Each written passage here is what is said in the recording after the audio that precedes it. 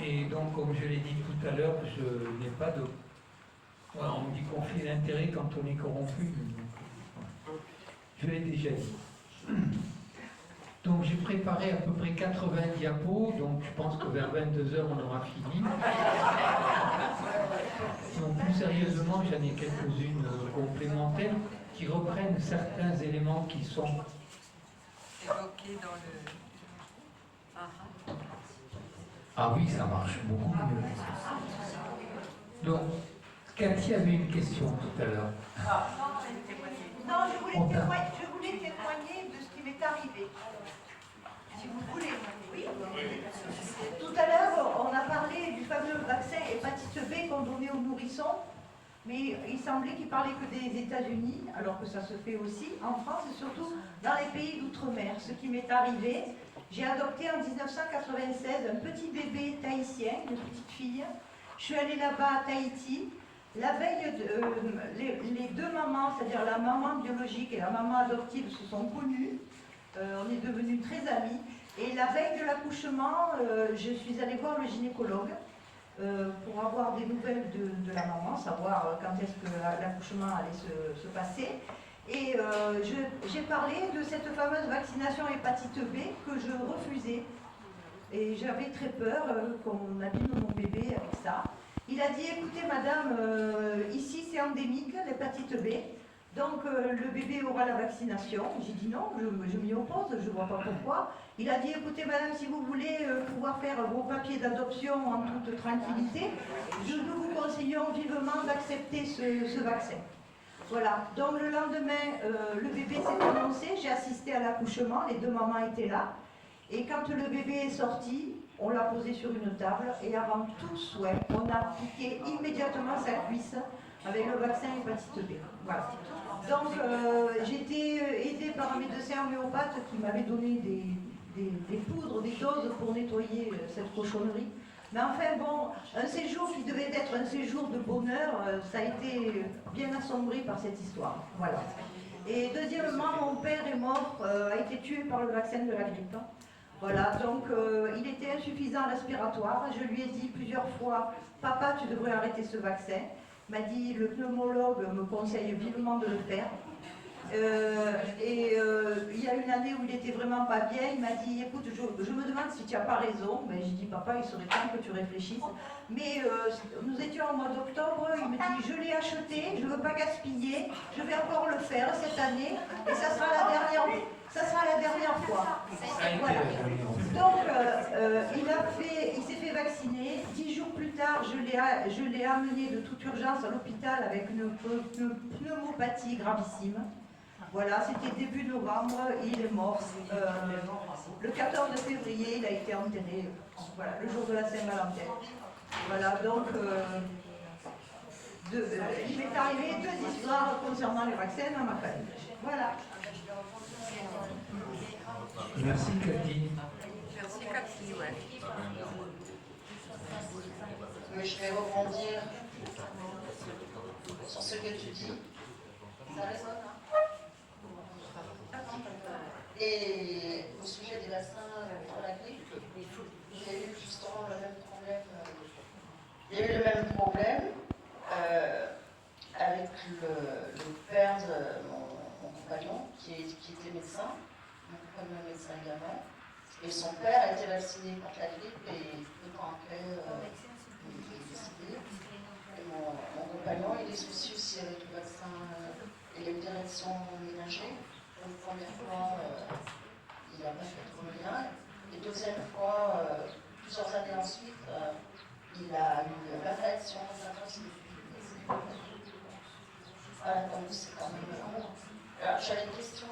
Et quand je suis arrivée à l'hôpital avec mon père malade, j'ai été reçue par un médecin qui avait quand même l'esprit ouvert. Et je lui ai dit mon sentiment vis-à-vis du vaccin. Il m'a dit, figurez-vous madame, que ce n'est pas la première fois que j'entends parler de ça. Voilà. Donc il a été, pas ouvertement, que c'était bien le vaccin qui avait fait ça.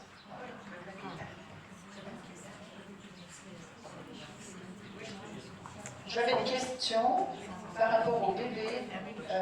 Est-ce que quand le bébé naît à la maternité, qui peut être vacciné sans que les parents le sachent. Pour le premier jour, Alors, la maternité. aux États-Unis, apparemment à Tahiti aussi, on fait le vaccin hépatite B dès la naissance. En France, on commence les vaccins à 2 mois. Cependant, on propose aux femmes enceintes de faire, c'est pas un vaccin, mais une prévention de la bronchiolite du nourrisson, qui, Hélène Banoun, développe les problèmes que ça peut poser. Et si la femme, la mère, n'a pas eu cette thérapeutique, on propose de la faire au bébé. Voilà. Mais ça coûte 450 balles la dose et l'efficacité est très faible pour une maladie qui n'est pas un problème de santé publique. Et il y a des risques de mourir de ça, donc de fausses couches pour la femme enceinte, comme avec les vaccins Covid, mais ces risques, bien sûr, sont minimisés. Légalement, Normalement, non, en France, il n'y a pas de... Comment s'appelle l'examen qu'on peut demander avant une vaccination d'enfant? Un espèce de bilan complet de santé qui coûte très cher à la sécurité sociale et qu'on ne peut jamais payer. Alors ça fait traîner les choses. Alors ça, c'est quelque chose qui a circulé sur le net qui n'existe pas. Il n'existe aucun bilan qui permette de dire on peut injecter tel ou tel vaccin en toute sécurité. Dans la mesure où il n'y a pas, vous l'avez entendu largement dans le film, il n'y a aucune étude permettant de noter, de comparer à un groupe placebo, un effet placebo, qui permet de dire qu'un vaccin est sans danger chez telle personne, ça n'existe pas. Donc il faut, en complément,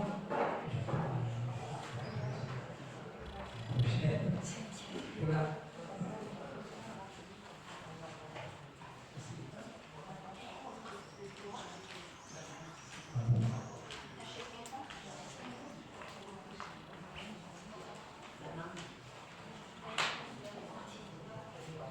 Puisqu'on parlait des vaccins des enfants, j'ai fait une diapo qui parle du vaccin d'été diphtérie tétanos. Vous avez vu dans le film DTP, en fait, chez les Nord-Américains, c'est pertussinum, c'est la coqueluche. Donc c'est diphtérie tétanos coqueluche. Le polio est administré dans les pays africains par voie orale, on en a un exemplaire tout à l'heure, et aux États-Unis, donc il peut se faire dans la même seringue avec 4, 5 avec hémophilus comme chez nous, et l'hépatite B étant fait à part dès la naissance.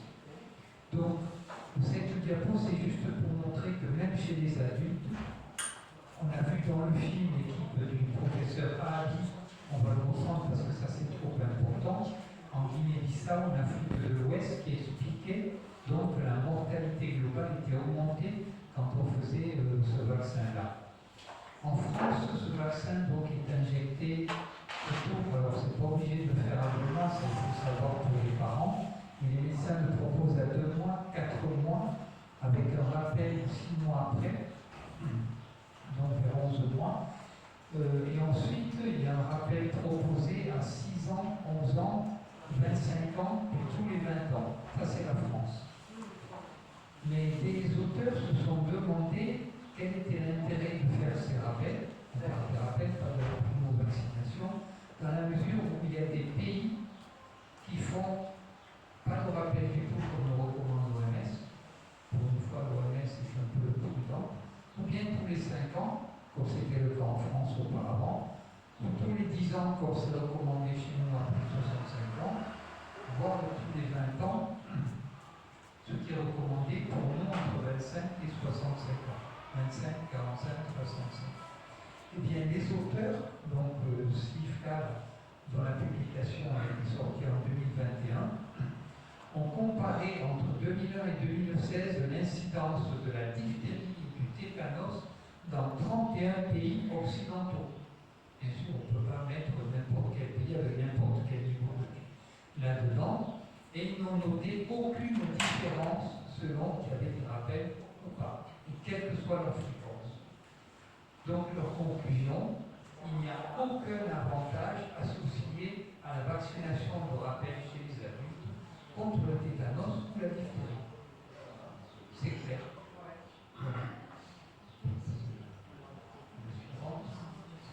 Ça, c'est aussi pour montrer qu'il n'y a pas que l'étude de Zergos qui concerne la comparaison entre les vaccinés et les non-vaccinés. C'est vrai que souvent ces groupes étaient petits. Là, Garner, en 2022, a comparé sur l'année 2019-2020 des vaccinés US aux 0,26% de non-vaccinés. Il n'y en a pas beaucoup. Et ils le sont, moi j'ai beaucoup travaillé là-dessus, ils le sont souvent pour des raisons religieuses ou philosophiques. On peut dire aux États-Unis, non, moi mes convictions m'empêchent de faire ça. Et généralement, ce sont, contrairement à la propagande que l'on entend ici, oui, parce que les gens sont mal informés, ne sont pas instruits, c'est pas vrai. Ce sont les gens les plus instruits qui refusent les vaccinations. Pourquoi? Parce qu'ils sont informés. Et dès qu'on s'informe, on met de la lumière sur quelque chose, vous l'avez vu, qui est très opaque. Et donc, la conclusion, elle est assez violente. Les auteurs donc, disent que ceux qui refusent les vaccins prospèrent et ceux qui les acceptent sont atteints de tout un tas de maladies chroniques. On a vu 54 à 57% de maladies chroniques dans les populations des enfants US. J'en ai mis une petite liste là parmi celles qui sont citées dans l'étude. Et donc la conclusion des auteurs aussi est assez redoutable. Les vaccins n'amènent pas la population vers une meilleure santé, comme le suggère l'OMS et le ministère nord-américain de la Santé, mais plutôt vers des niveaux épidémiques de troubles chroniques, on l'a vu, débilitant à vie. C'est bien ça qui est grave. Ça, vous l'avez vu dans le film. On a vu le docteur Paul Thomas. Le ton principal indiqué, c'était Weider, mais ce n'est pas important. Donc, vous voyez ici des courbes. On a vu pour l'asthme, par exemple, des différences énormes. La rhinite allergique aussi. Là, on n'est pas dans des facteurs de double, on n'est pas dans des risques 2 fois supérieurs, on est dans des risques 5, 6, voire 10 fois supérieurs pour certaines affections. Eux, ils ont noté aussi pour l'anémie. Bizarrement, on est dans un taux chez les vaccinés bien plus important. Par contre, il y a des infections aussi. Il y a l'hyperactivité avec déficit de l'attention, vous voyez là. C'est cette courbe. La courbe ne réagit pas tout de suite, mais quand ça commence, on reste tout planché, comme on l'a vu dans le film, avec des résultats de l'étude de Zergos, qui montrent qu'on est à 0 pour certaines pathologies, et quand on est à 250 dans le groupe vacciné, on devrait avoir juste. Ils sont en train de poser la date. On est toujours dans des risques qui devraient être, vu qu'il y a 19 000 enfants avec 2 000 non vaccinés, donc ça fait à peu près 17 000, on devrait avoir 8 à 9 fois plus certains troubles chez les enfants. S'il y a 260 enfants avec des troubles de l'attention et de l'activité, on devrait en avoir 9 fois moins chez les non vaccinés. Or, il n'y en a aucun. Donc ça montre, malheureusement, pour l'analyser comme vous avez vu dans le film, on ne peut pas comparer n'importe quel chiffre à 0, parce qu'on est à l'infini. Voilà. 3 zéros, ça fait l'infini. Mais pour 3 zéros, on pourrait dire que ce ne serait pas analysable du tout, parce qu'on n'aurait pas 18 ou 20 minimum qu'il faudrait trouver dans le groupe vacciné pour que ça ait un sens. Il y a peut-être, oui.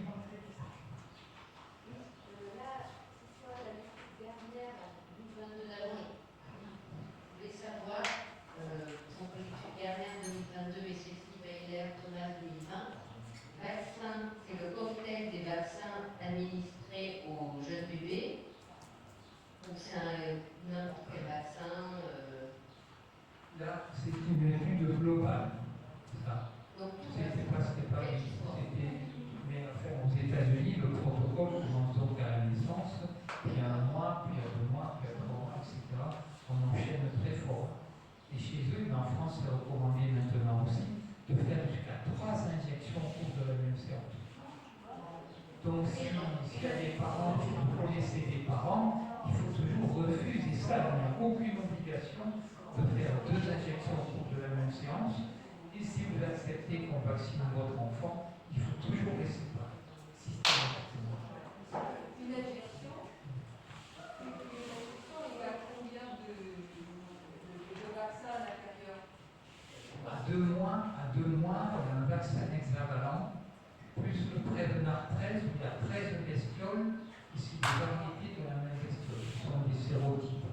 Mais ça fait déjà une stimulation de 19 antigènes différents. Encore le polio est doublé par rapport à la diphtérie au tétanos, l'hémophilus, il n'y en a qu'un, l'hépatite B, il n'y en a qu'un, et vous avez des bestioles, en fait, il y a une stimulation antigénique massive. Non, mais c'est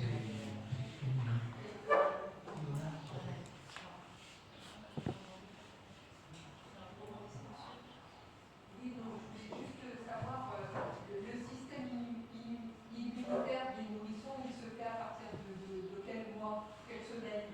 Alors, ils ont surtout une immunité passive à cet âge-là. C'est-à-dire qu'ils ont les anticorps transmis par la mère pendant la grossesse, par le placenta. S'ils sont allaités, ils ont la chance d'avoir aussi les anticorps maternels qui passent dans le lait maternel. Et puis au-delà, on considère que le système immunitaire a une certaine maturité entre 3 ans et 5 ans. On va dire, suivant les outils.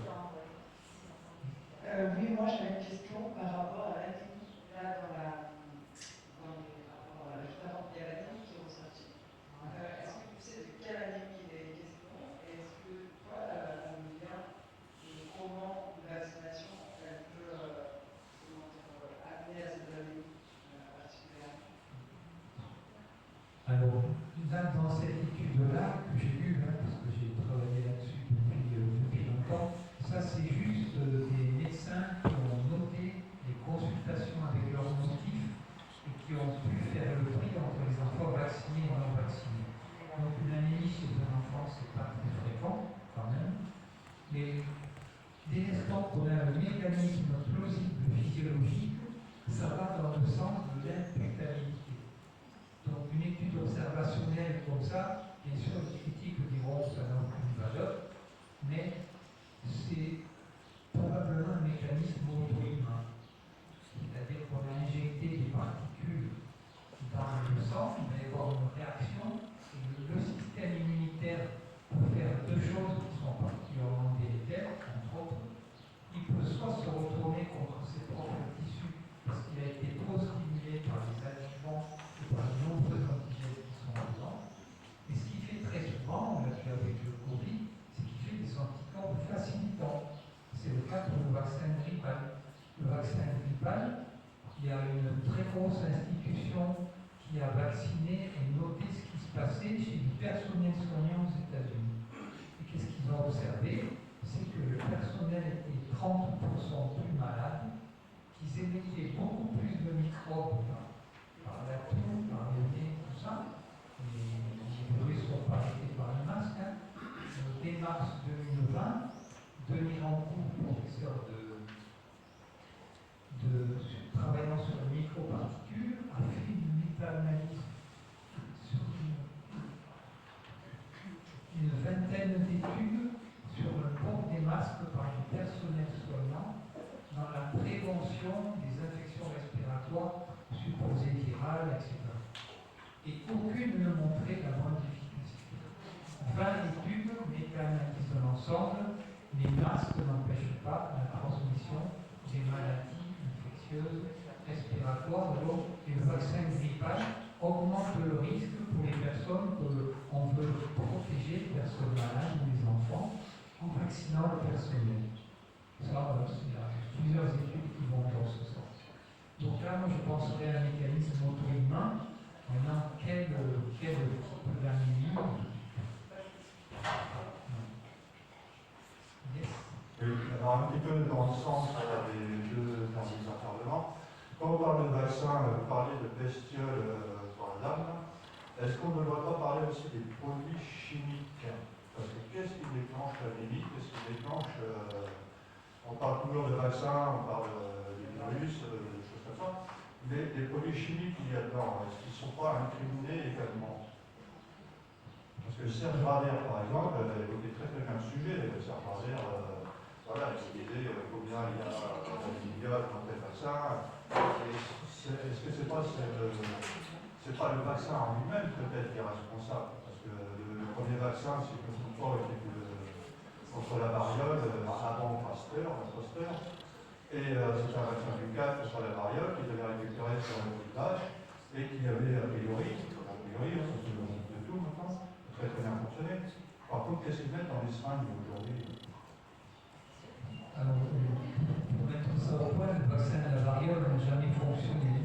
Il a été injecté par scarification à partir du pus, donc du pus des vaches. Après, on prenait des petits varioleux, on a fait pareil avec les varicelleux, on les pressait, on pressait leurs pustules pour récupérer les sécrétions, et on a transmis comme ça de la syphilis, à l'époque il y en avait beaucoup, tout un tas de maladies. Et après 120 ans de scarification et d'inoculation du vaccin variole, on n'a pas réussi à éradiquer cette maladie. En 1976, l'OMS a dit, bon, on se met autour d'une table et on discute parce que plus on vaccine et plus la variole se joue de nous. C'est écrit exposé. La variole se joue de nous. Ils avaient noté aussi que là où on faisait des vaccinations en cercle de protection, dès qu'il y avait une épidémie, il ne faut jamais vacciner au cours d'une épidémie, comme faire le Covid, il a conduit d'avoir 10% de mortalité qui était la moyenne avec la variole, on montait à 30-40%. Donc c'était une catastrophe. Et le rapport final de l'OMS de M. Tomich en 1980, écrit noir sur blanc, il faut qu'on se souvienne ce n'est pas la vaccination qui, dans la plupart des pays, a permis d'éradiquer la variole, c'est le fait de repérer les malades, de les isoler et d'isoler aussi les personnes en contact, de surveiller qu'elles ne soient pas malades, et en l'espace d'1 an, ils ont éradiqué la variole. Donc dans tous les livres d'histoire, vous avez un mensonge gros comme une maison. J'ai même entendu Gérard de Lépine, qui a écrit pourtant un livre sur le vaccin Gardasil, sur cette merde de parenthèse qui est le vaccin Gardasil. Il ne fait pas que tuer ou rendre les femmes stériles, il fait maladie auto-immune, la salivate plein pot. On en a vu des résultats, là d'ailleurs nous allons parler dans le film. Donc même des gens qui ont travaillé sur les vaccins ne se laissent pas ça, ils continuent à dire que la variole a été éradiquée grâce au vaccin. Donc les adjuvants, j'avais dit 2 mots en parlant de la stimulation de l'immunité par les adjuvants. Fabriquer un antigène, ça coûte cher.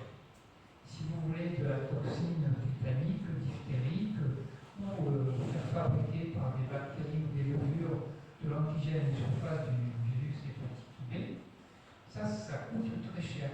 Et donc, pour diminuer cette quantité qui coûte cher et que les vaccins rapportent encore plus, alors que déjà, Bill Gates, si vous dites je mets $1 dans les vaccins, j'en gagne 30. Qui a des actions qui rapportent 3000% ici, dans quoi que ce soit.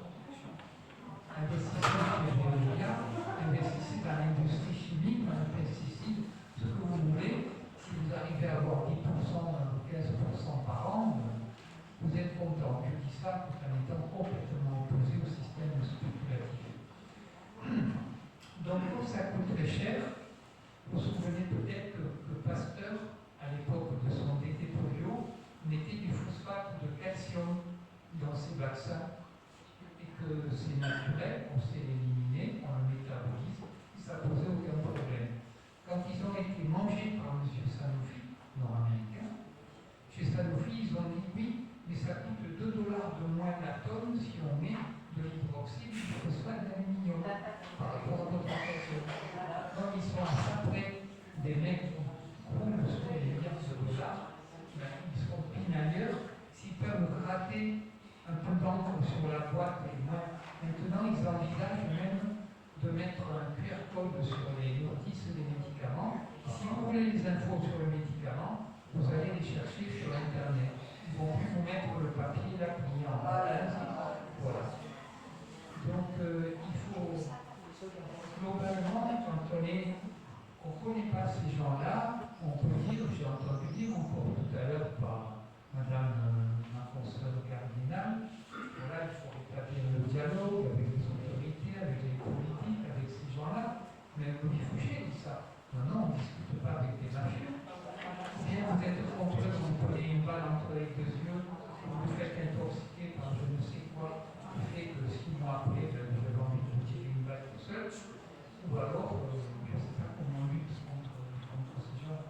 Donc les addictifs, oui, le polysorbate 80, qui est un perturbateur endocrinien, donc qui va augmenter les risques de certaines pathologies, de ménopause précoce, d'auto-immunité, d'inflammation généralisée.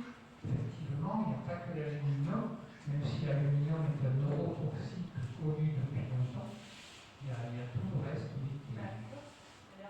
Il n'y en a plus normalement, mais il y en a eu avec un des vaccins H1N1 en 2009, avec la grippe aussi, il y avait encore un vaccin multidose qui contenait des sels inactifs.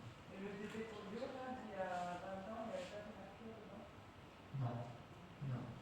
Il y a 20 ans, 25 ans, quand c'était Pasteur, c'était donc du 27 de Cassion, et c'est, je ne sais plus exactement la date, c'est lors du rachat, des ingénieurs de chez Pasteur ont protesté, ont dit, mais le calcium, on le connaît, il est alimentaire, ça stimule assez l'immunité, on n'a pas besoin d'aller mettre de la lune. Non, non, on va mettre de la lune. C'est là que vous voyez que ces gens-là ont des intentions de mieux.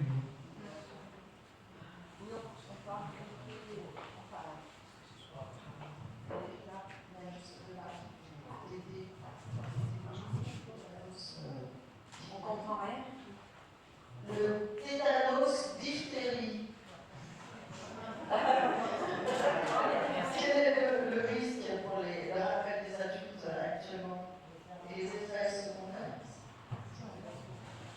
On va déjà voir ce que ça fait aux enfants, et après on pourra en déduire ce que ça peut faire aux adultes. On a parlé, on a entendu le professeur Arani, pas comme on dit, il est allemand, qui se donne aussi toute sa bande là. Des gens qui ont travaillé avec des budgets de l'OMS, qui sont convaincus que les vaccins sont utiles et efficaces, et donc qui ont utilisé, vous avez entendu parler de ce critère, on aimerait qu'il y ait plus d'études faites avec ça, parce que ça c'est un critère qu'on ne peut pas discuter, c'est la mortalité globale. Est-ce qu'on meurt plus quand on fait tel vaccin ou tel autre? Vous avez vu que pour le Covid, 15 jours après, vous êtes vacciné, mais les 15 jours après le vaccin, vous ne l'êtes pas.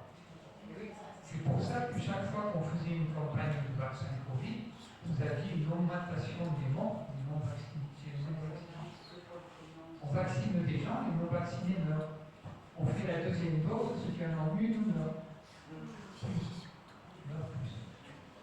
Voilà, donc la mortalité, ça ne se discute pas, il y a moins de risque d'erreur, est-ce qu'il a été malade, est-ce qu'il n'a pas été, est-ce qu'il fallait faire un test diagnostic pour la rougeole, est-ce qu'on le reconnaît, est-ce qu'on ne le reconnaît pas? Là c'est clair, le gamin, il est mort ou il est vivant.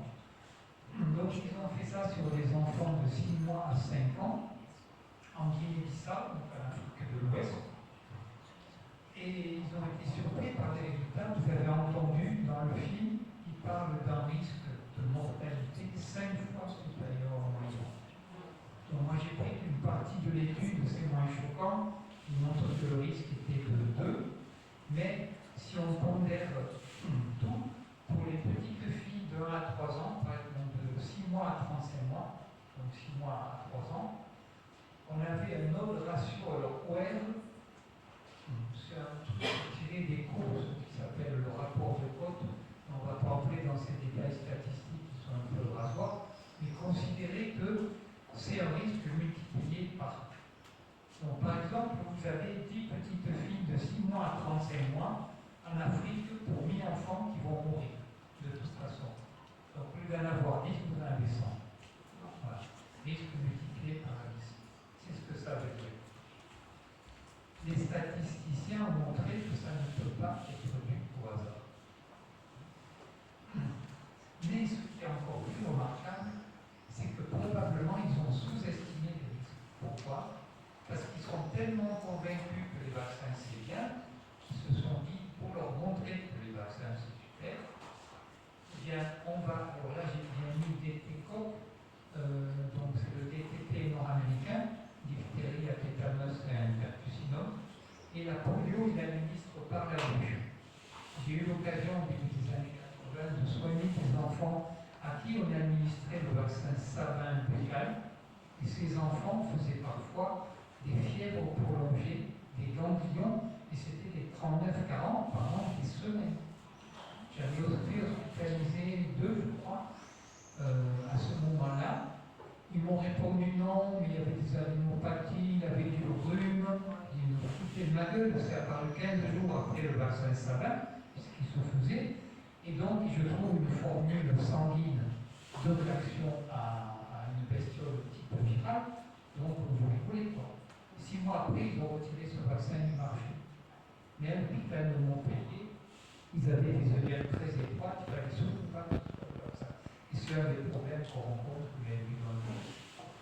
Donc, les témoins, quand on fait une étude comme ça, ils ont vacciné des enfants en bonne santé à qui ils ont fait ce diphtérie, tétanos, coqueluche et le polio par la bouche. Et vous allez voir que les enfants meurent moins.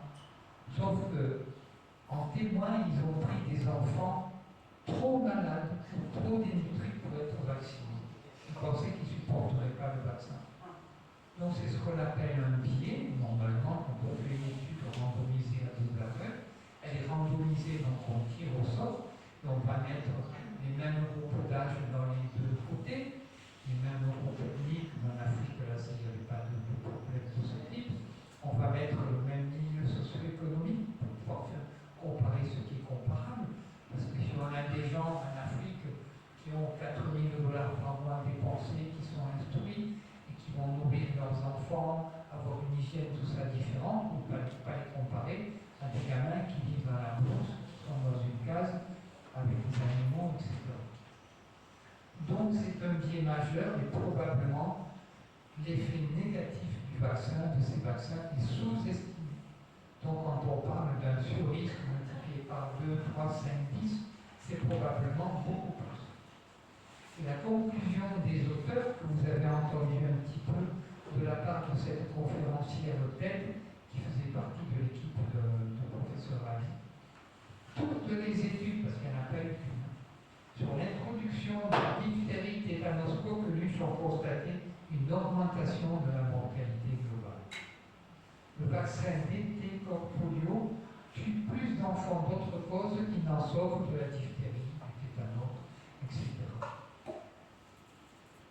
Donc, pour les adultes, on ne peut peut-être pas extrapoler exactement parce que ce n'est pas les mêmes conditions, mais moi, il y a longtemps que j'ai arrêté de faire le moindre rappel et je n'en ferai plus jamais. Alors, on peut en parler longtemps du tétanos, par exemple, mais à l'hôpital de Ramsala, par exemple, il y a une dizaine d'années, ils ont reçu une dizaine de tétanos néonatos pour l'année, c'est-à-dire des bébés qui ont le tétanos en naissant. Parce que le cordon avec la lame pour la manchette, elle servit à raser le tambour jumpé, ou qui sert au papier à se raser, des rouillés qui prennent dans un coin. Et donc, on a les mains sales parce qu'on accouche pas dans les bonnes conditions, on accouche par terre sur un bout de tissu, etc. 10 gamins, ils se sont dit, mais comment se fait-il qu'ils aient le tétanos? On a vacciné tout le monde à tout le bras.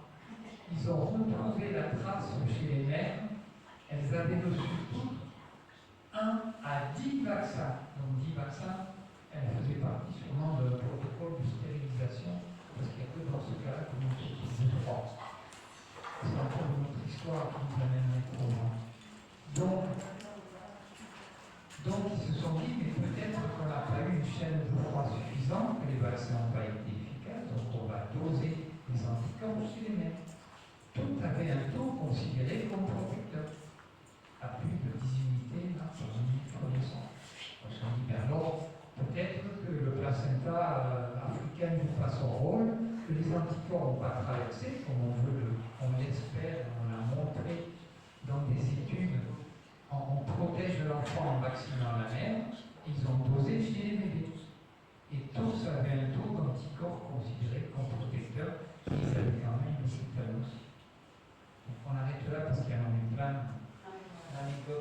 ça, mais ça. Voilà le sympathique M. Bill Gates qui dit qu'il y a 90% de la population mondiale en trop, dont le père était un grand eugéniste qui voulait aussi éliminer beaucoup de monde, mais quand même qui promeut la vaccination. Si on ne fait pas le lien entre les deux, non, il n'y a pas que le fric derrière ça. Je pense qu'un eugéniste négociaire ne veut pas que faire de l'argent. Il a de l'argent pour vivre dans un luxe inouï pendant encore 300 ans. On sait très bien qu'ils ne veulent garder que 500 millions d'êtres vivants.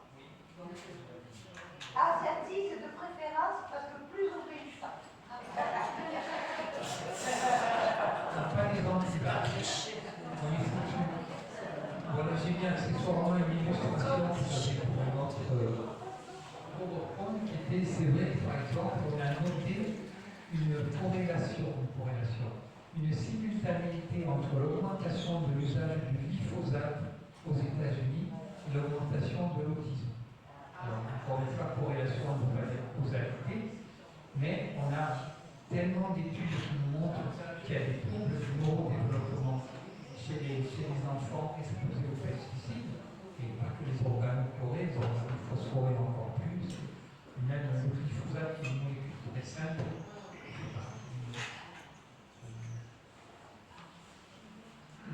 Alors ça c'était intéressant, on n'en a pas parlé dans le film, c'est une étude donc, de 2011 de Miller collaborateur. Lui, il s'est intéressé à la mortalité infantile en fonction du nombre de vaccins administrés. C'est intéressant. Et ils ont pris 34 pays, dont les États-Unis, selon qu'on administrait 12 à 14, 15 à 17, 18 à 20, 22 à 23, etc. Et 26. Alors, immunisation, ça ne veut pas dire injection, par exemple, diphtérie, tétanos,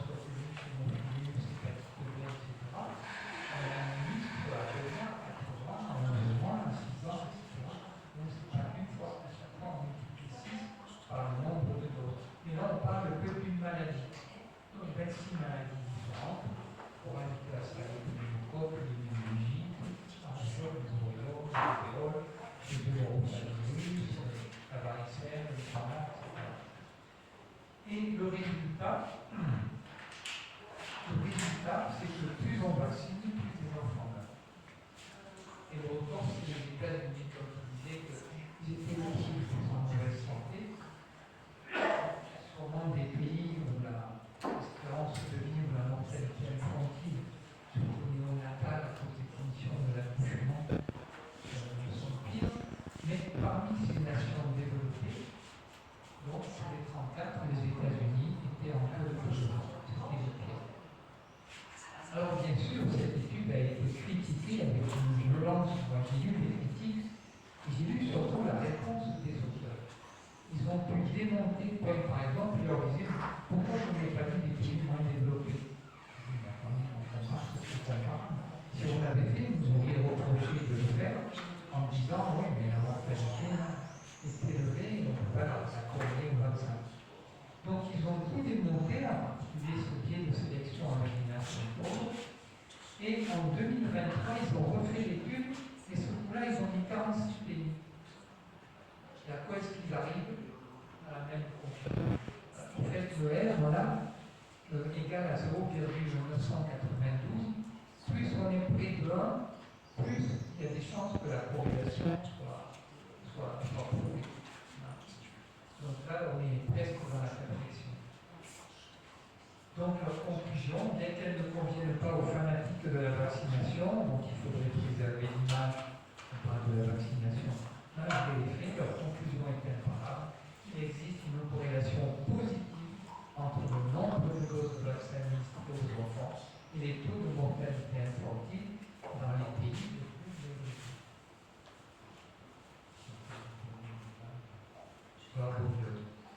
On pourrait continuer des heures, mais on va parler des questions. Ça, c'est Big Pharma. Donc, qui est déjà ouvert, qui est bien nourri, mais qui a encore les gens longs et qui aimerait bien en croquer encore plus. Et le fait d'avoir fait passer.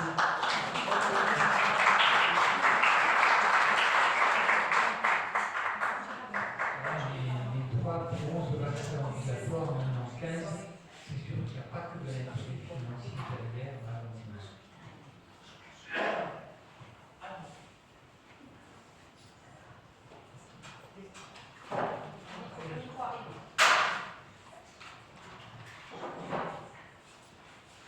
Moi, je voudrais savoir comment est-ce que je peux. Ça, c'est une amie qui souhaiterait faire vacciner sa fille contre le gardasil parce que le collège lui demande. Et en fait, je n'arrive pas à trouver. J'ai pas encore cherché parce que j'ai beaucoup de choses à faire. Mais quel support je peux lui donner pour qu'elle comprenne que c'est très dangereux pour sa fille.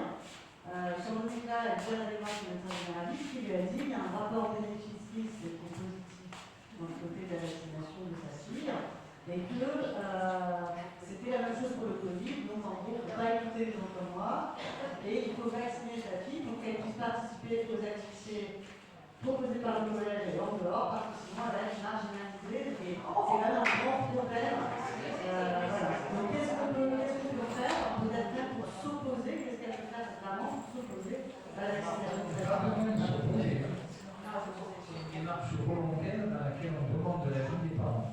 Encore. Je crois même les deux parents, même s'ils sont séparés. Donc il n'y a aucune obligation.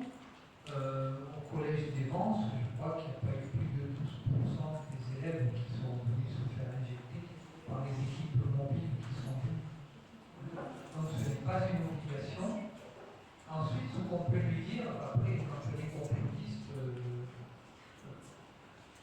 on a beaucoup travaillé sur les vaccins, comme moi, on remarque que M. le Président de la République fait le représentant du commerce pour le garde d'asile, et où est-ce qu'il se rend, dans quelle ville, pour expliquer aux enfants du collège de 4e qu'il faut faire ce vaccin? À Jarnac.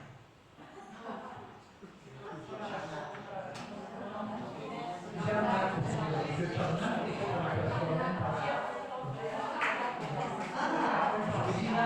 Il y a 35 000 communes en France, qu'est-ce qu'il choisit? Jarnac. Alors, plus sérieusement, il y a un Métocéan, qui est un site qui est animé par Philippe de Chazon. Philippe de Chazon, qui est un médecin de la Réunion, qui a eu des ennuis à cause de cette position. Moi, j'ai un peu travaillé assez tôt sur le garde d'asile, le premier, avant qu'il y ait le 9, en tout cas. Et parce que je donnais des formations à des médecins sur Montpellier autour du dépistage du cancer du col et de la prévention du vaccin.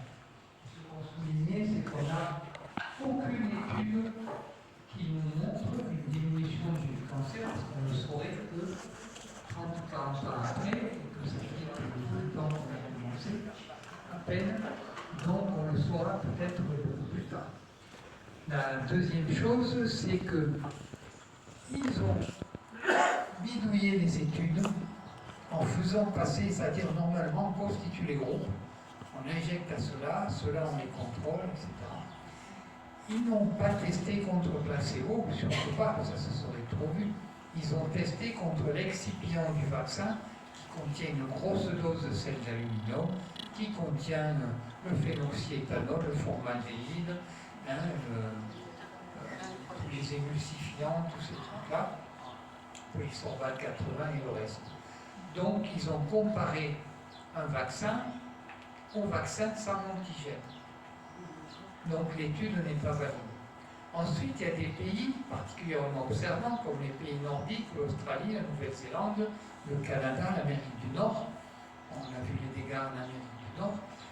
Ce sont des pays, bon, il y a le Commonwealth, donc il y a l'Europe de l'Ouest, en gros. Et ces pays-là sont sous la coupe des Young Global Leaders, donc des globalistes, des mondialistes. Et chez eux, ils ont eu un taux de vaccinés par garde d'asile qui a été très élevé. Et moi je me souviens, parce que je m'occupais du centre de contraception, tout ça à Aubenas, et je voyais des filles qui me disaient: ah mais non, moi j'ai pas besoin de mettre des préservatifs, je prends la pilule. Je dis: mais à votre âge, c'est pilule plus préservatif, parce qu'il n'y a pas que la contraception, et puis même une contraception attention, la pilule, il y a jusqu'à 8% d'échec. Et donc elle me dit, mais moi je suis protégée là contre les IST, hein, parce que j'ai fait le vaccin. Déjà, elle n'avait pas compris que 4 souches parmi les 130 qui existent de papillomavirus, ça l'a protégé que de ça, et qu'en général il y a un phénomène de remplacement. On a d'autres souches qui prennent la place et qui souvent sont encore plus virulentes. On en a la preuve avec le fait que maintenant, dans ces pays du Commonwealth, on voit des cancers du col chez des filles de 25 ans. Le cancer du col, moi on m'a appris, on le diagnostique à 40 ans, on en aura 50. Évidemment qu'on n'en a pas tous les coups. Et surtout dans les populations qui ne sont pas surveillées. Or, quand on est un peu éduqué, on va plutôt chez le gynéco ou le médecin faire un frottis tous les ans, alors que tous les 3 ans c'est recommandé. Mais par contre, il y a toute une frange de la population, on va dire, plus défavorisée, qui n'y va jamais. Et qui souvent a des rapports précoces, les premiers rapports précoces, et souvent des multipartenaires qui jouent aussi, et qui souvent fument en plus, qui est un facteur de risque aussi. Il n'y a pas que les virus, hein. Il y a tout ça qui joue. Donc, Med-Océan, il y a le docteur Gérard et Nicole de Lépine qui ont écrit un bouquin là-dessus, dans lequel ils montrent ça. Plus on a vacciné par garde d'asile, plus le cancer du col a augmenté. On avait une baisse avec le frottis depuis 30 ans. Hein. Et là, ils ont vu une stabilisation, puis ça repart en hausse.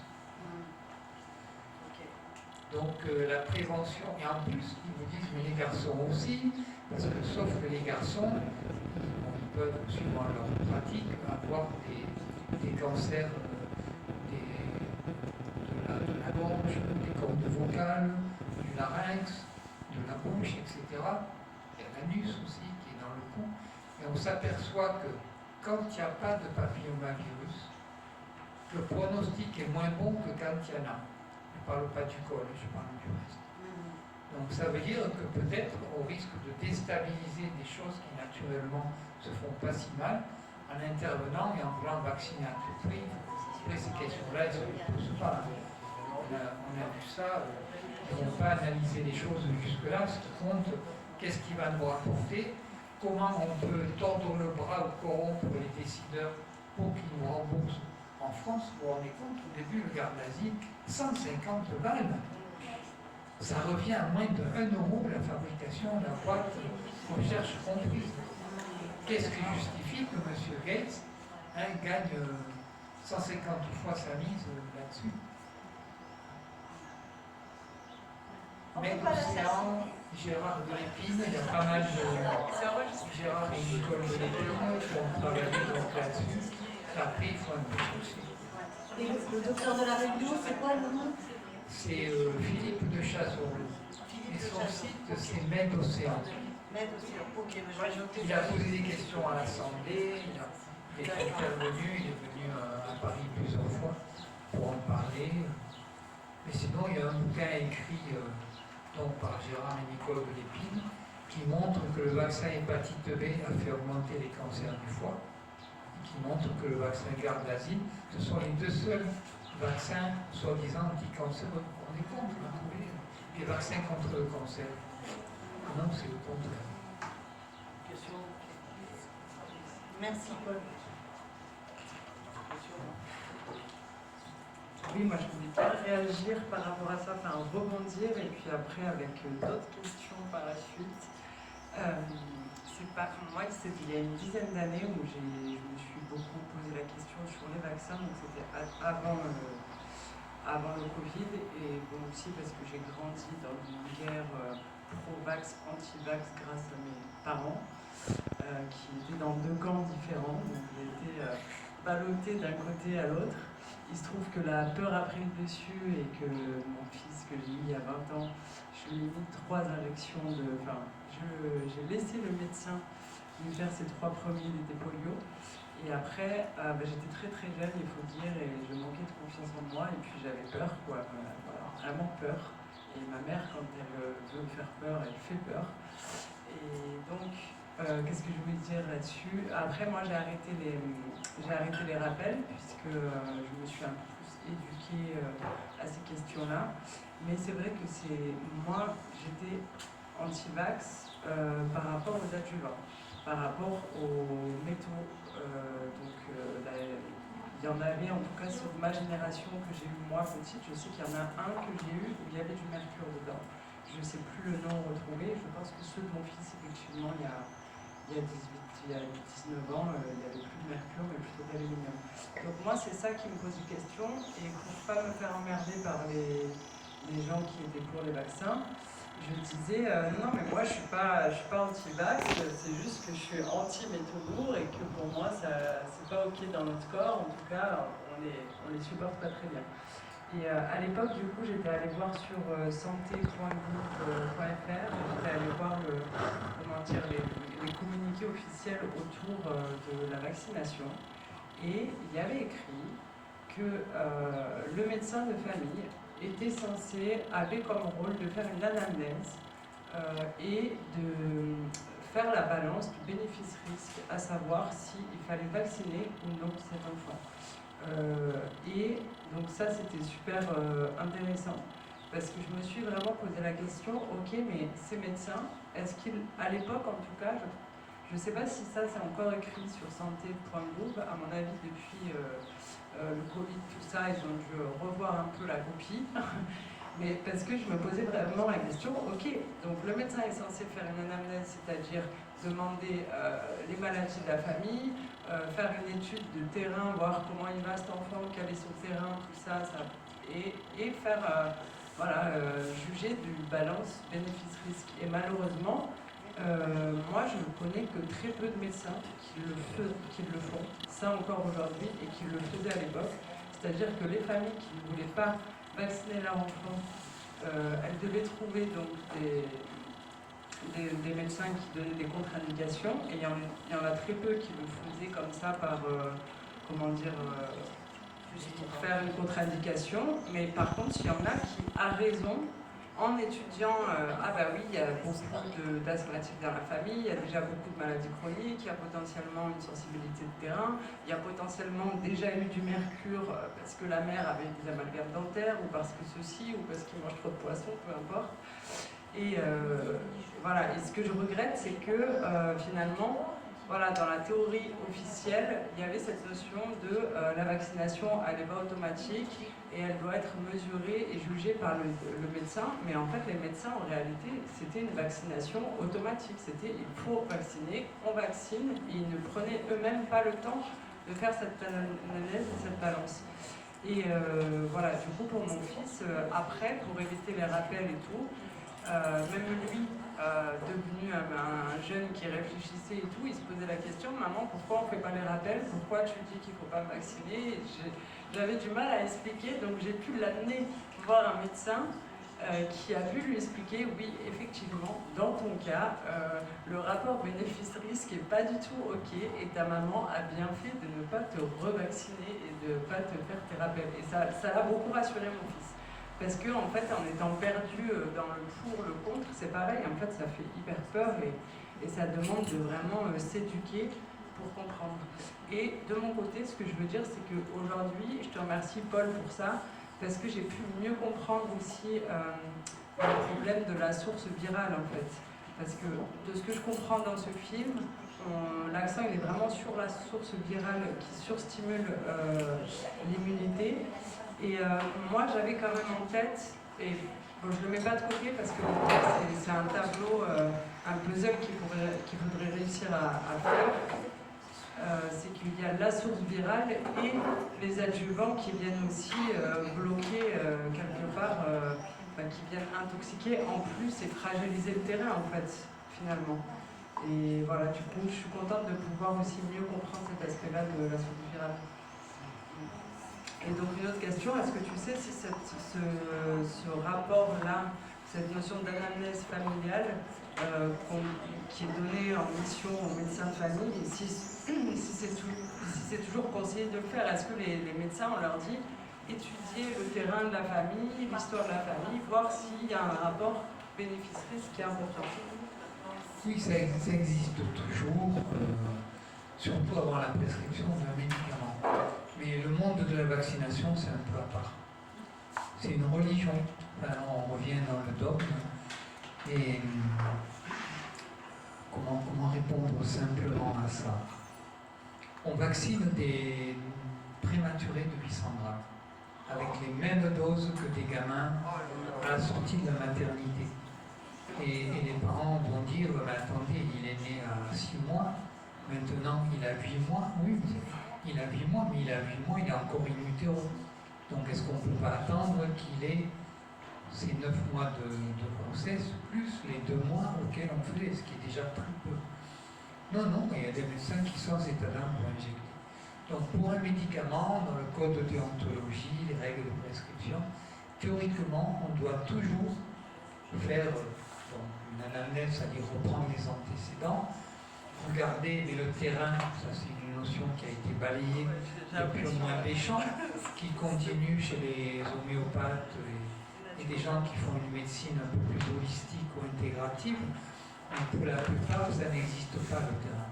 Et d'ailleurs, l'OMS a même sorti de ses sites l'immunité naturelle, dont on a parlé tout à l'heure dans le film, dont on y a parlé.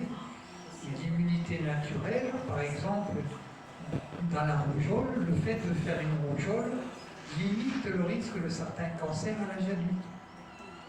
On ne peut pas tout aborder en si peu de temps, il faut des journées entières.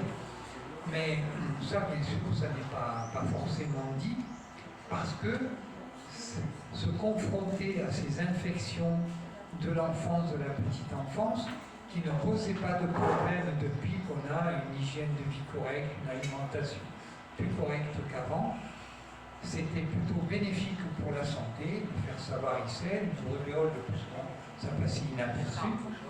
Et la rougeole, voilà, on faisait des goûters rougeole, on invitait tous les copains. 5 jours, une semaine après, ils commençaient leur rougeole et tout le monde était content. Et on était tranquille, effectivement, pour le restant de ces jours.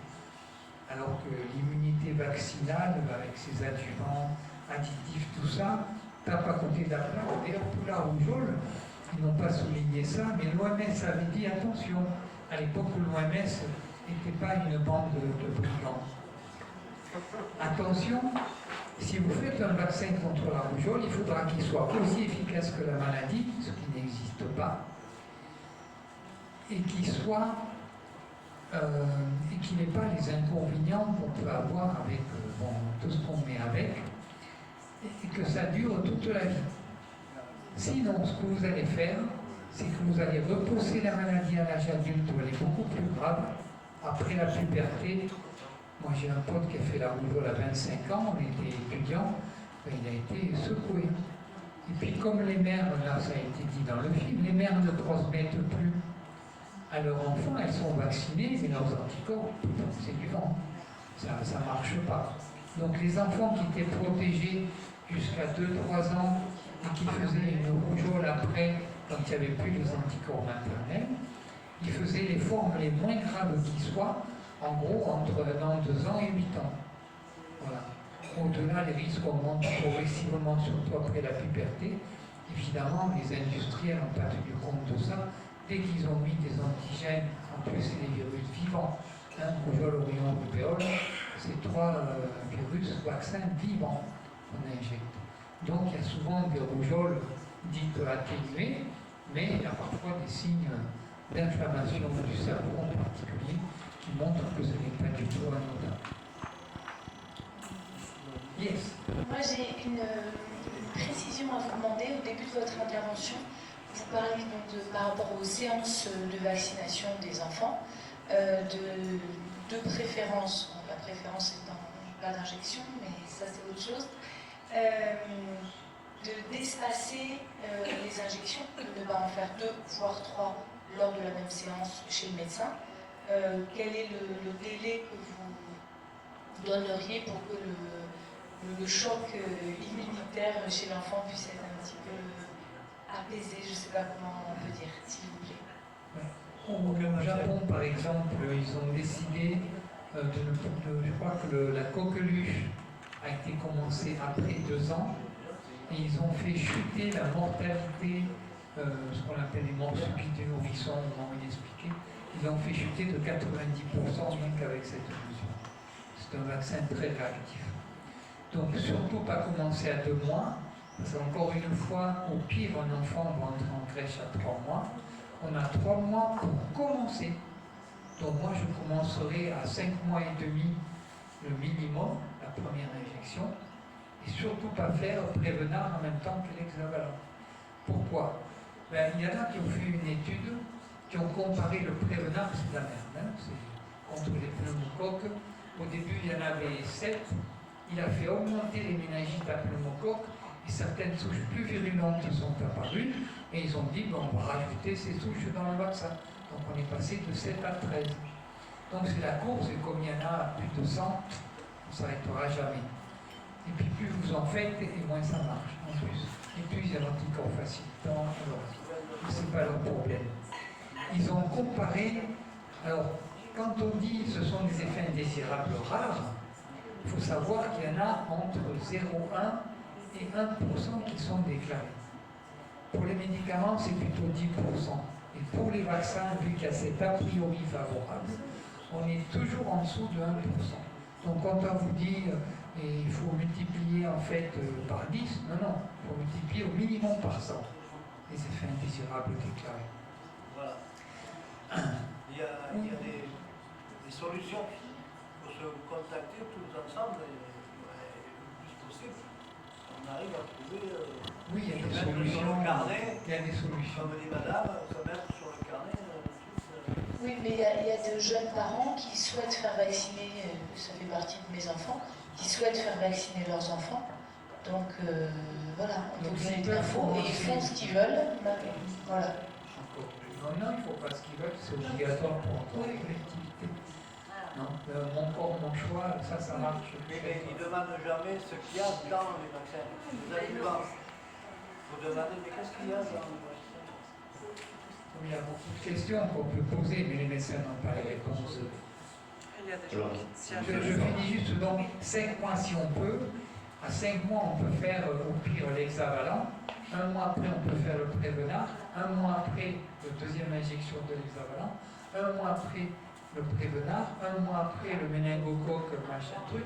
Et toujours étalé d'au moins 1 mois séparé. À partir du moment où vous avez commencé, à la crèche, ils ne peuvent pas vous virer et vous dire non, ça va. Vous avez 3 mois pour commencer. Et donc, Prévenard hexavalent, c'est l'association qui tue le plus et qui entraîne le plus de troubles neurologiques. À quel âge on a fait? À 2 mois, qui est l'âge du pic des morts très bien expliqués, mais qui font semblant, on va dire, subites du nourrisson. Déjà commencé à 6 mois, vous divisez les risques par 10. Oui. Alors, vous avez parlé de médecine holistique, médecine parallèle, en quelque sorte. Est-ce que vous pouvez en parler davantage, d'une part?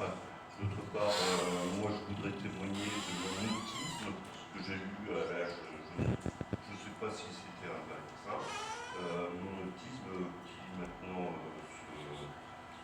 je dirais, j'en suis sorti.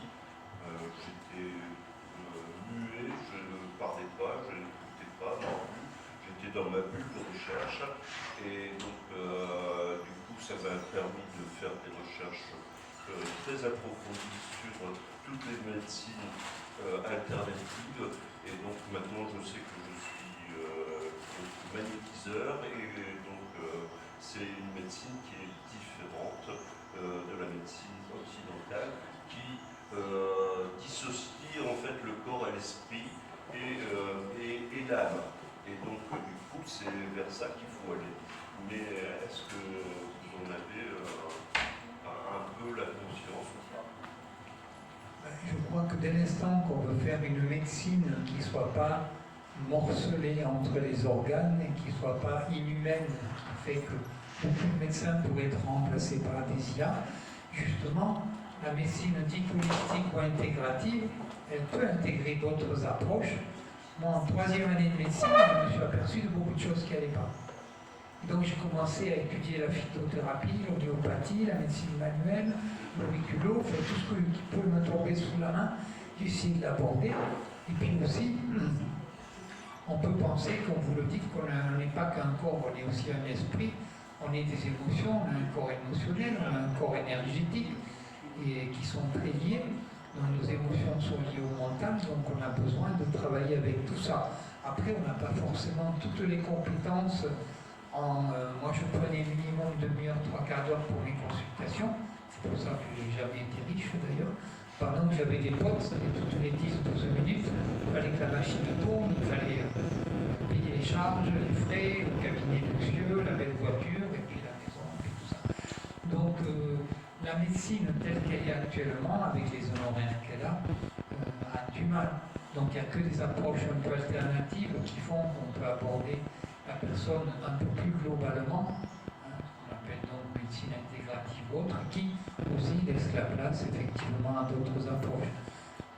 Moi je suis maintenant un peu retiré du truc, mais c'est ce que je me suis appliqué à faire en tout cas pendant une grande partie de mon travail, et même encore maintenant quand on me demande de conseil.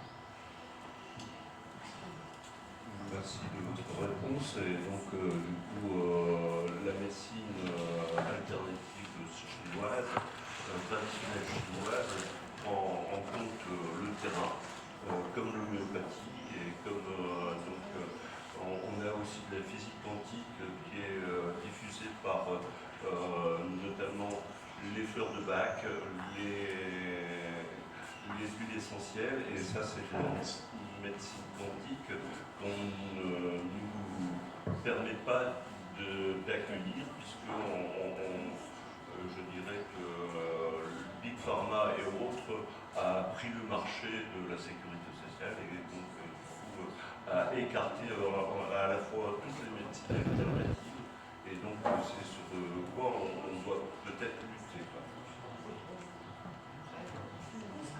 Merci pour ce témoignage. Bonjour, j'aurais voulu vous poser une question. Qu'est-ce que vous pensez de la façon dont ils sont en train de transformer tous les vaccins avec des vaccins RNA, parce qu'ils le font aussi d'ailleurs pour les animaux, comme la rage par exemple. Qu'est-ce que vous pensez du fait que est-ce qu'on a encore le droit de refuser, parce que c'est toujours une technologie qui n'est pas... si nous imposait, là, dans le futur, là, pour Ebola ou n'importe, si nous imposait les vaccinations, l'OMS, est-ce qu'on aurait encore le droit de refuser du fait que ce sont des vaccins ARN-mRNA? Moi, je ne suis pas dans les petits cahiers des globalistes et des décideurs. C'est sûr que ça ne m'amuserait pas que ce soit ça. Mais il faut savoir de quelle façon on est prêt à résister à ça aussi. Moi personnellement, je suis prêt à plus avoir, parce que c'est leur grand jeu, ça. Vous allez faire un reportage sur la guerre en Ukraine et ses causes dans le non-respect des accords de Minsk, et automatiquement beaucoup pour vos comptes en banque. Donc est-ce qu'on est prêt à plus avoir de revenus, à se débrouiller, à s'entraider, ça peut aller jusque-là la question. Mais c'est sûr qu'eux, ils vont tout faire pour continuer leur plan. Enfin, ils vont transformer probablement les vaccins des nourrissons.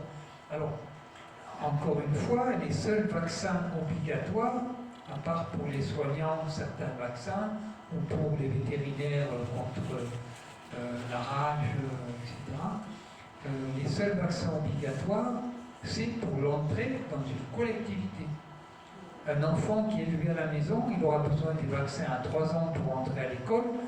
Et là aussi, il faut se rapprocher. Vous avez par exemple, parents, le groupe Telegram, qui sont peut-être ailleurs, mais moi je boycotte Instagram, Meta, WhatsApp, tout ça. Mais sur Telegram, vous avez un groupe parents et citoyens qui vous parle de vos droits, des obligations. Qu'est-ce qu'ils ont le droit de vous demander dans une mairie? Là, ils ont écrit à des milliers de mairies pour qu'ils arrêtent de demander des carnets de santé à l'inscription à l'école et demander qu'un extrait pour l'école. Ils n'ont rien à demander. Pour la cantine, les activités périscolaires, ils peuvent demander juste une photocopie. Et donc, on peut être informé sur ses droits. Et après, le bouche à oreille, localement, c'est comment s'organiser pour résister. Mais oui, on y va probablement tout droit. Mais à l'âge adulte, en en dehors de certaines professions, il n'y a pas de vaccin obligatoire. Les rappels de 6 ans, 11 ans, 25 ans ne sont pas obligatoires. Il n'y a que toute la série là, des 15 maintenant maladies qui sont pour l'instant obligatoires, mais il y a plusieurs moyens de résister à ça.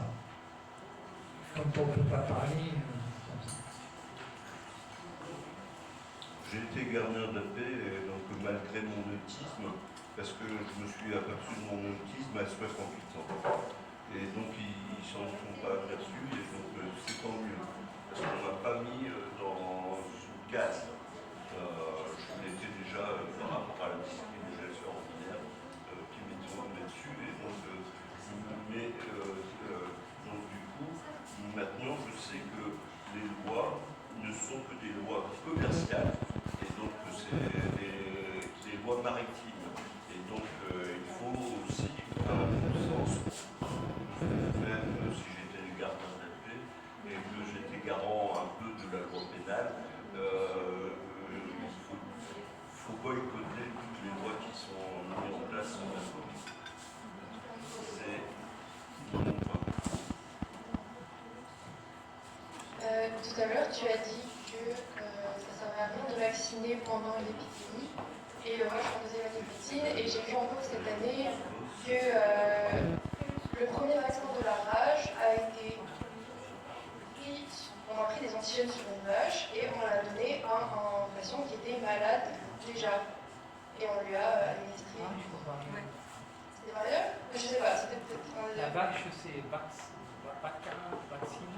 La vaccine, c'est ce qu'on inoculé pour la variole. D'accord, La en vache, tout cas. c'est la moitié lapin. Ah, d'accord, ok. En tout cas, c'était administré à un patient qui était déjà malade. Donc, moi, je me demandais si depuis, si ça avait changé. Et ils ont dit qu'ils avaient réussi du coup à guérir ce malade. Et je trouve ça un peu bizarre. Il monte. Est-ce qu'il a changé de... Quelqu'un qui est déjà contaminé, si on l'inocule pour la variole, on a aggravé les choses, puisque comme c'était en Indonésie, où ils ont noté ces mortalités qui étaient quadruplées par rapport aux 10% en moyenne de mortalité de la variole, ce qui est élevé, 10% de morts, ce n'est pas les 0,03% du Covid, mais on montait à 40% facilement.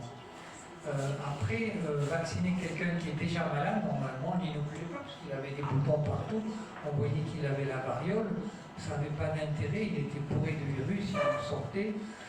Donc je ne sais pas trop, la rage c'est un peu à part, parce que Pasteur a probablement tué beaucoup plus de gens de la rage qu'il n'en a sauvé, puisque quand il disait on a traité 1960 personnes qu'on a inoculées, il en est mort 45, donc on a sauvé tous les autres. Oui, sauf qu'il a fait ça sur 3 ans et qu'en moyenne, avant, il en mourait 2 à 5 par an. Donc lui, en 3 ans, il avait réussi à en tuer 45. Donc on pourrait reprendre tout un tas de détails de l'histoire comme ça, mais en tout cas, on ne vaccine pas quand le virus circule. C'est une faute, parce qu'on ne sait pas si les gens, justement, ne sont pas déjà en incubation, et si on les vaccine à ce moment-là, on ne va pas augmenter leur réaction de défense contre la bestiole, on va la perturber, on va aggraver les choses. Donc c'est pas en santé publique qu'on apprend ça, on vaccine au loin, mais on s'éloigne un peu du foyer de l'épidémie. Je voudrais juste poser une question. La dernière? Oui, la dernière. Attends. On se demande, en fait, de plus en plus d'hommes. Actuellement, il y a une campagne pour se faire vacciner contre le zona. Et les médecins le préconisent. Il paraît déjà énormément de cas de zona et de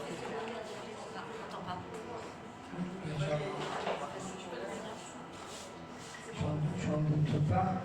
Là aussi, quand on a parlé de vacciner, parce que c'est le même virus que la varicelle, c'est le virus varicellose, et on a dit, si on vaccine avec ça, la varicelle chez les enfants avant qu'il l'ait, on va avoir aussi une immunité peu durable. Et on va avoir une explosion de zonage dans les années qui viennent. Et c'est ce qui s'est passé. En tout cas, quand on vieillit, on a une immunité qui vieillit avec nous, qui s'altère. Et c'est d'autant plus important de la renforcer, donc d'avoir de l'activité physique. Il y a un truc qui abîme l'immunité, le cerveau, c'est la télé. On disait pendant le Covid, éteignez votre télé, allumez votre cerveau. Et il y a aussi tout un tas de compléments qu'on peut prendre. La vitamine D, c'est super important, et dans laquelle on est quasiment tous carencés. Sauf si on va vraiment de maintenant jusqu'en septembre au soleil, et au moins une demi-heure, 1 heure par jour, et si possible bien s'exposer, il faut en prendre tout le reste du temps, des 3K2. Il y a le zinc, on est presque tous carencés en zinc. Il y a iode aussi, on est loin de la mer. On ne mange pas des huîtres ni des algues toutes les semaines, à moins que tu fasses des maquis pour ton farce. Et donc on a besoin de prendre de l'iode aussi. Là, il y a Michel est parti, elle a le livre de Vincent Moliquet sur l'iode. Elle est là, Michel. Ah, mais elle est cachée là-bas. Voilà, les oméga 3, ça peut faire partie de l'alimentation. On n'est pas obligé de se supplémenter, mais même en mangeant équilibré, l'iode, on n'arrive pas. Le magnésium, on a du mal, à moins de manger une grosse poignée de noix ou d'amandes ou de noisettes tous les jours. Sinon, on a un peu de mal.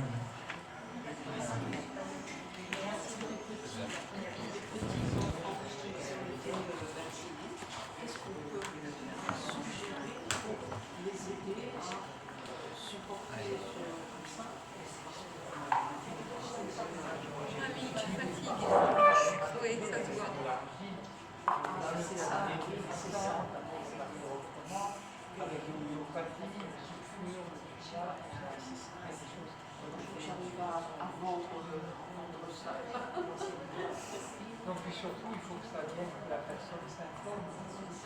En matière de vaccinologie, on est des il y a des intérêts en jeu, c'est une mafia derrière. Tous les indicateurs, il ne faut rien. Oui, en fait, c'est un système mafieux.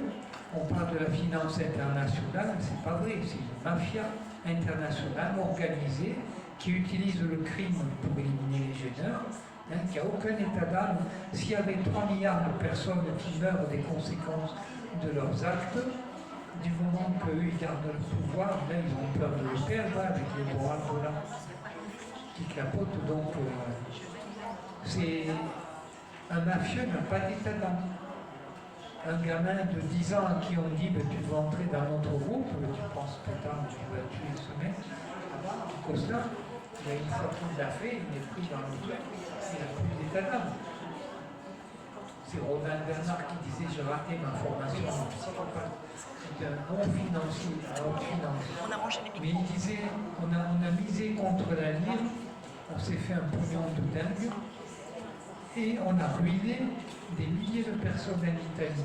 Et ils voyaient à la télé une femme qui pleurait parce que ses enfants étaient orphelins. Le père avait une entreprise ruinée, il s'est suicidé. Et eux, la vie s'est suicidé. Le con, mais... Donc, après, il a viré de bon, il est sorti de là. Mais il avait bien commencé sa formation de psychopathe. Il y a aucun état d'âme. Ils sont animés, donc si on croit au bien et au mal, ils sont animés par quelque chose qui est profondément malsain. Et protégé par l'occulte.